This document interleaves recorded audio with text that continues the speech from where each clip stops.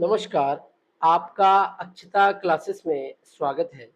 आज हम कैलाश चंद्रा वॉल्यूम 1 की ट्रांसक्रिप्शन नंबर 24 की पार्ट 2 की डिक्टेशन करेंगे, जिसकी स्पीड 80 वर्ड पर मिनट होगी। आपकी डिक्टेशन अगले 5 सेकंड में शुरू होगी। 5 4 3 2 1 start. Staff might be appointed for him and office space might be provided for him.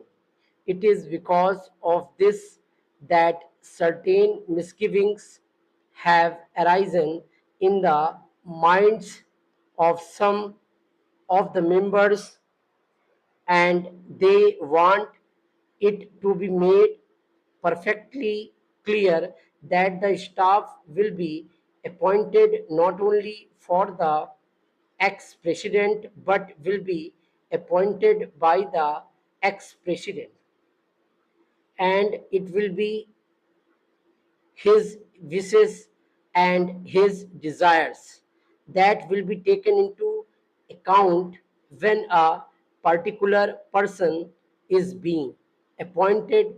Also regarding the office which is engaged for him, his wishes should be taken into account so that he knows what would be a convenient place for him, and he may try to get that place.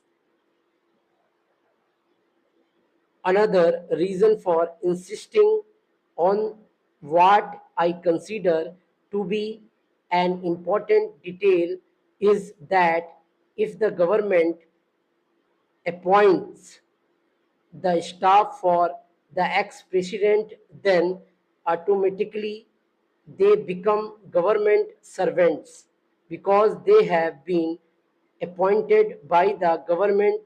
It may be that in the rules a clarification might be attempted whereby they may be exempted from some of the service conduct rules which are applicable to normal government servants. But even there, it will be much better that this should not be left in any doubt, and that these persons that are appointed to assist the ex-president in his secretarial task are appointed by the ex-president himself. They would be the staff of the ex-president and would not be appointed by the government for the ex-president and would not be government servants. This point ought to be made quite clear so that the ex-president has got all the right of determining the service conditions of the people appointed by him, of course subject to the overall limit which has been provided and to my mind rightly provided in the bill.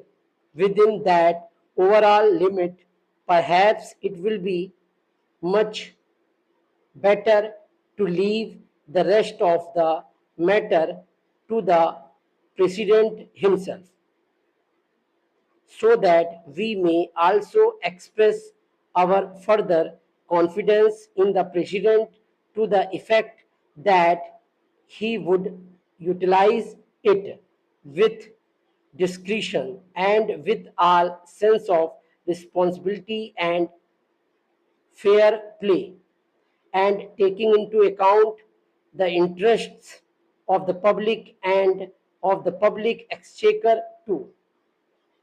Another point which also needs some clarification is regarding the payment to be made for the secretarial assistance and for the secretarial staff.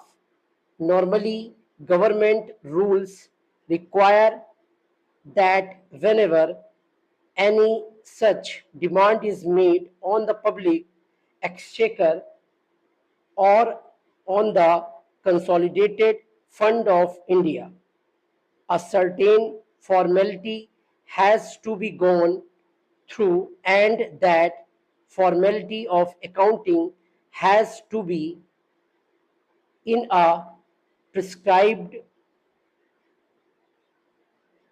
form. Dictation complete हो गई है.